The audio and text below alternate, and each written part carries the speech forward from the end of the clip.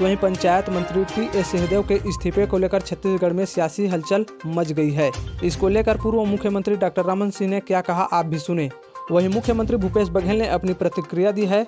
उन्होंने कहा कि पंचायत विभाग से इस्तीफे के बारे में उन्हें मीडिया के माध्यम से पता चला है। हालांकि उन्हें अभी तक टी.एस. सिंहदेव के इस्तीफा नहीं मिला है। दरअसल शनिवार को मंत्री टी.एस. सिंहदेव ने पंचायत विभाग से इस्तीफे का ऐलान किया था। इसके बाद जब मुख्यमंत्री भूपेश बघेल से इस बारे में पूछा गया तो उन्होंने कहा कि अभी तक इस्तीफा नहीं मिला है। उन्होंने कहा कि पंचायत विभाग के इस्तीफे के बारे में उन्हें मीडिया के माध्यम से पता चला है। देखिए मुख्यमंत्री भूपेश बघेल ने क्या कहा। मुझे मीडिया के माध्यम से पता चला है, मुझे पत्र नहीं मिला है। मिलेगा तो मैं उसका परीक्षण करूंगा। लगातार आप घोषणा पत्र पे काम कर रहे हैं, टी.एस. सिंहदेव कह रहे हैं कि घोषणा पत्र के अनुरूप काम नहीं हो रहा है।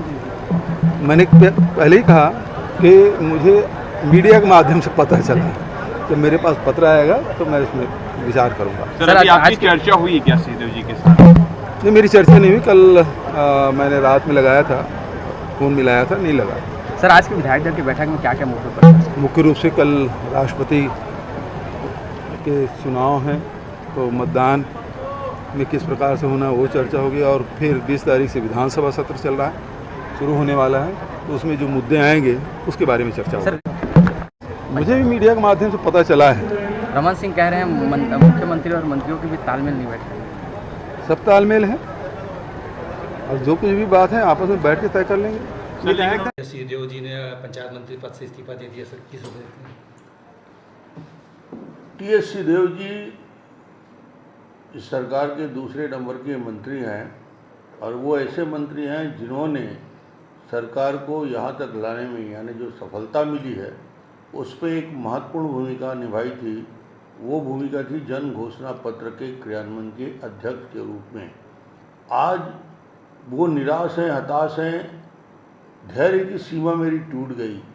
यदि भार साधक मंत्री को ये कहना पड़े किसी सरकार में कि मेरी धैर्य की सीमा टूट चुकी है और मैं इस पद को धारण नहीं कर सकता, जिसका मतलब ये है कि सरकार में मंत्रियों के बीच और मुख्यमंत्री के बीच क्या स्थिति है, किस प्रकार डायलॉग नहीं है। सबसे बड़ा कारण उन्होंने जो पहले इंगित करते हुए अपने पत्र में बताया है, पहला कारण उन्होंने कहा है कि प्रधानमंत्री आवास योजना के, जिसमें हमने वादा किया था गरीबों को आवास देंगे, 8 लाख आवास भूपेश बघेल ने उसकी मंजूरी नहीं दी। भूपेश बघेल ने गरीबों के आवास बनने नहीं दिया।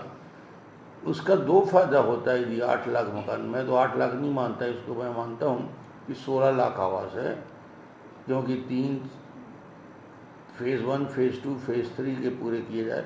पर मान लिया जाए 8 लाख में उन्होंने कहा है 10,000 करोड़ का इन्वेस्टमेंट छत्तीसगढ़ में आता, वो 10,000 करोड़ का नुकसान छत्तीसगढ़ को हुआ। 8 लाख से लेकर बेघरवार गरीबों के लिए आवास बनती तो गरीबों के जीवन में खुशहाली आती। वो टी.एस. सिंहदेव निराश हैं कि गरीबों को आवास नहीं दे पाए। उन्हें 4 साल होते होते, और इसके लिए दोषी यहाँ के मुख्यमंत्री भूपेश बघेल को कहा है। सर क्या लगता है दूसरा विषय जिसमें इस्तीफा के लिए महत्वपूर्ण बिंदु को चिन्हांकित किया है कि मंत्री अपने विभाग के अधीन चल रहे कार्यों का, उसकी प्रशासनिक स्वीकृति देने का काम करता है और उसका अनुमोदन करने का अधिकार उस विभाग के मंत्री को है।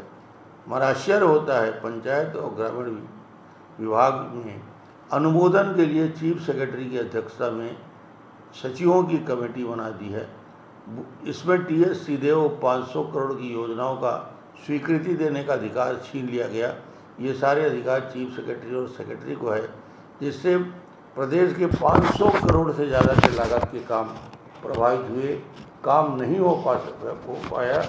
ये एक निराशा टी.एस. सिंहदेव के मन में व्याप्त है कि उन्होंने आवास का निर्माण कार्य नहीं कर पाए। तीसरा विषय जो महत्वपूर्ण लगता है, उन्होंने आरोप लगाया है कि पेशा कानून को कैबिनेट में उसकी प्रेसी बदल दी गई। विभाग ने जो प्रारूप कैबिनेट में भेजा था, जिसके अनुसार चर्चा में जल जंगल जमीन को महत्वपूर्ण बिंदु रखे गए थे, बिना विश्वास में लिए गए, इसको बदल दिया गया। जन घोषणा पत्र में जो महत्वपूर्ण वादा किया था उस महत्वपूर्ण वादे में जो उन्होंने एक जनता के साथ, छत्तीसगढ़ की जनता के साथ जो धोखा किया है, एक साजिश के तहत, ये उनके शब्द हैं, एक साजिश के तहत रोजगार सहायकों से अधिकार हड़ताल करवाकर मनरेगा के कार्य को प्रभावित किया गया, जिससे सहायक परियोजना अधिकारी की भूमिका स्पष्ट रूप से निकल आई।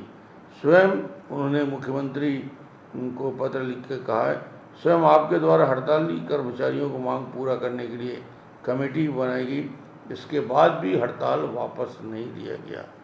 जिस प्रकार मंत्री को और उस विभाग के भार साधक मंत्री को उन योजनाओं को क्रियान्वयन की जवाबदारी थी और उस विभाग में बड़े से बड़े निर्णय हो रहे थे जिसमें मंत्री जी को नहीं पूछा गया और सहायक परियोजना अधिकारी को पुनर्नियुक्ति का विरोध उन्होंने किया था कि इन्हें अभी नहीं किया जाए। तो मुझे लगता है कि किसी सरकार के वरिष्ठतम मंत्री को ना अपने विभाग में काम करने का अधिकार है, ना वो प्रशासनिक स्वीकृति दे सकते, ना वो आवास योजना में उनको पैसा दे सकते, ना सहायक जो हमारे कर्मचारी हैं, परियोजना अधिकारी, उनको हटाने का काम, फिर उनको वापस लेने का काम, पुनर्नियुक्ति का काम लिया गया है। तो ये स्थिति छत्तीसगढ़ में पूरा सभी मंत्रियों की है। कोई इस्तीफा दे दिया है थोड़ा हिम्मत करके, बाकी लोग मन ही मन में आक्रोशित हैं, नाराज़ हैं और एक दिन ऐसा विस्फोट होगा जैसे हमने देखा है कि महाराष्ट्र में जो स्थिति बनी थी, सारी की सरकार धरी रह गई और सारे लोग बगावत में आ गए, तो धीरे धीरे स्थिति बनेगी। क्या लगता है सर?